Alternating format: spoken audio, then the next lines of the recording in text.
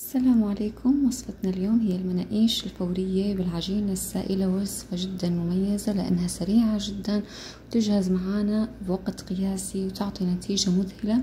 والحلو والمميز فيها إنه العجينة تكون طرية وهشة ومرنة. عن جد الطريقة ولا أروع، تابعونا لحتى تعرفوا التفاصيل. هاي المقادير اللي يحب يصور الشاشة وبالتأكيد رح تلاقوها كاملة مكتوبة في صندوق الوصف أسفل الفيديو. بالبداية في عندنا بيض رح نخفقه ونحط عليه خل أبيض، نستمر بالخفق. بعدها راح نضيف شوي من السكر، وبعد السكر راح أضيف زيت نباتي، وأضيف اللبن الزبادي، وأضيف أيضا حليب سائل. استمر بالتقليب لحتى يجانس الخليط. راح أضيف رشة ملح وخميرة فورية. عندي مقدار الطحين راح أحط عليه مقدار البيكنج باودر، أخلطه شوي مع بعض. بعدين راح أنزل الطحين بالتدريج وأنا أقلب بهذا الشكل لحتى ما يصير عندنا كتل من الطحين. أتأكد إنه كل المواد امتزجت مع بعض. بعدين في عندي صينية مغلفتها بورق زبدة، وضروري بهاي الوصفة ورق الزبدة.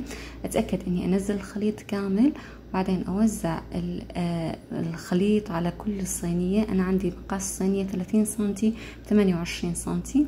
لو تحبوها أسمك خلوا الصينية تكون أصغر شوي.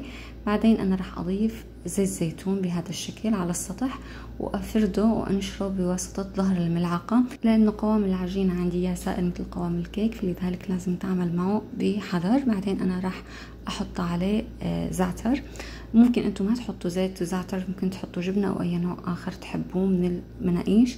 بعدين راح ادخله على فرن على حرارة 175 او 180 لمدة تقريبا 20 دقيقة او 25 دقيقة. هي النتيجة فورا اول ما طلع. ما شاء الله العجينة رائعة، طرية وهشة ومرنة وسهلة بالتعامل. فورا قطعتها لحتى اشوفكم النتيجه، لان مثل ما تعرفون المناقيش تتاكل وهي ساخنه جدا.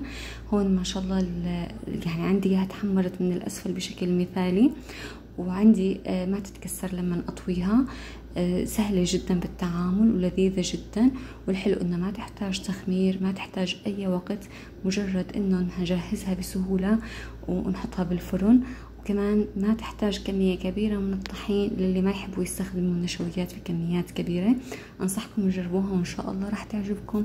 لا تنسوا الاشتراك في قناتنا وتفعيل الجرس لحتى يصلكم كل جديد، ولا تنسوا اللايك والشير. وأهلا وسهلا فيكم.